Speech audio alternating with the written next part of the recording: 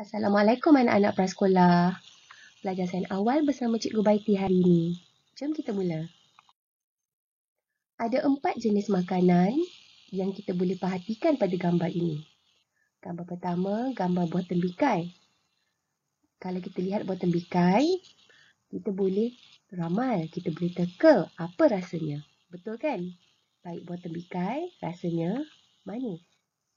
Kita lihat gambar seterusnya. Gambar buah lemon. Gambar buah lemon, kita pasti rasanya asam. Bagus. Lihat pula gambar ikan masin. Kalau ikan masin, rasanya apa ya? Betul, ikan masin rasanya masin. Macam garam, kecap ya. Kebanyakan itu rasanya masin. Dan seterusnya, gambar ubat-ubat. Adik selalu tak suka ambil ubat kan? Sebab rasanya pahit. Betul.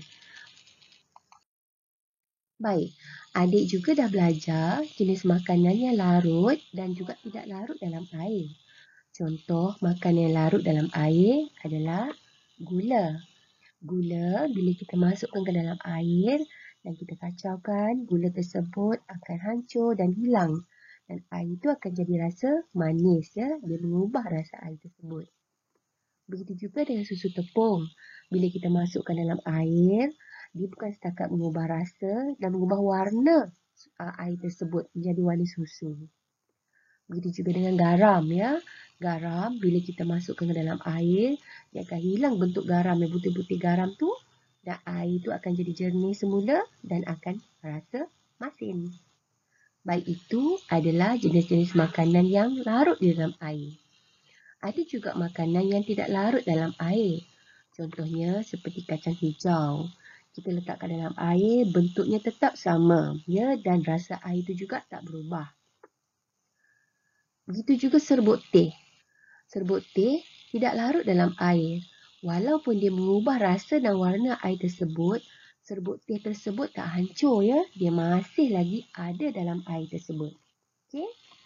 Dan seterusnya sagu. Bila kita masukkan dalam air, dia mengembang dan berubah bentuk, tetapi dia tidak hancur di dalam air tersebut. Okey? Jadi, ini adalah jenis-jenis makanan yang larut dan tidak larut. Baik, seterusnya, jom kita buat latihan bersama-sama dengan cikgu untuk kita kelaskan objek-objek tersebut ini sama ada ia larut dalam air ataupun tidak larut di dalam air. Okey, kita mulakan dengan serbuk sabun. Serbuk sabun larut dalam air atau tidak larut dalam air?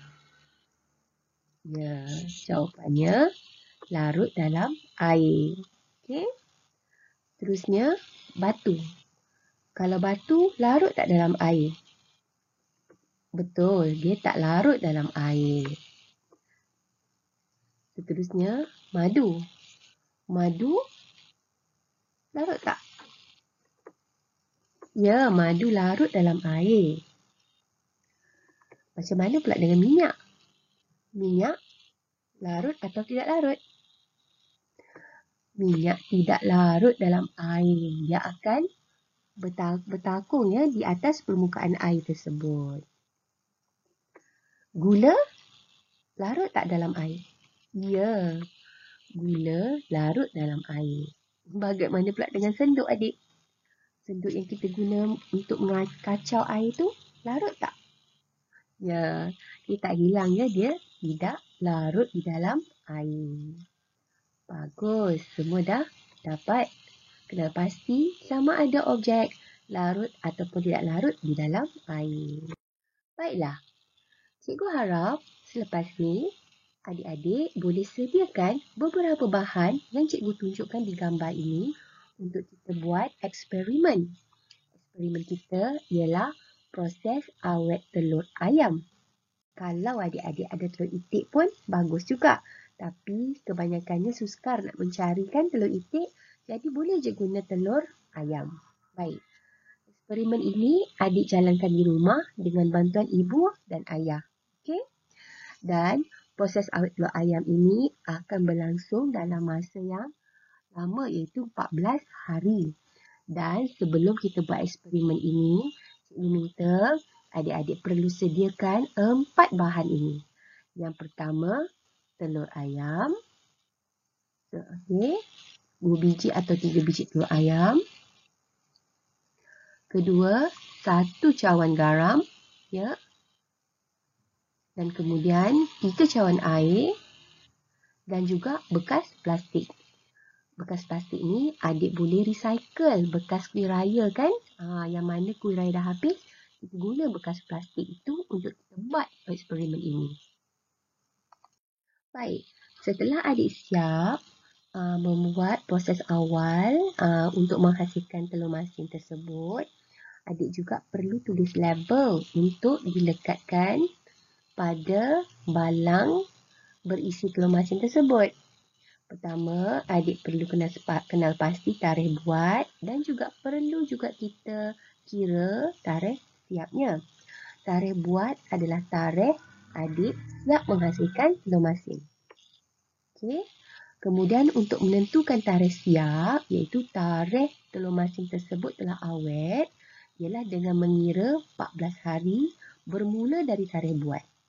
Contohnya, katalah adik tarikh buat di sini 29 bulan April.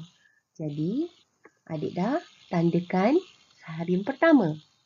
Seterusnya, adik boleh gunakan kalender untuk mengira hari sehinggalah hari ke-14. Baik ya, seterusnya hari kedua, hari ketiga, hari keempat, hari kelima, keenam, ketujuh, 8, 9, 10, 11, 12, 13, 14.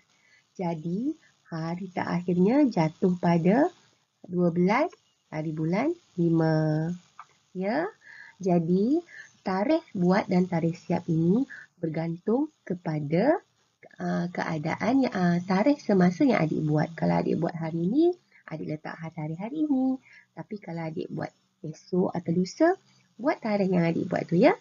Jangan ikut tarikh jangan pula salin tarikh yang cikgu tunjukkan ni. Ikut tarikh yang adik buat eksperimen. Okey? Baik. Selepas habis eksperimen nanti, pada hari terakhir, cikgu akan minta adik buat pemerhatian. Ya.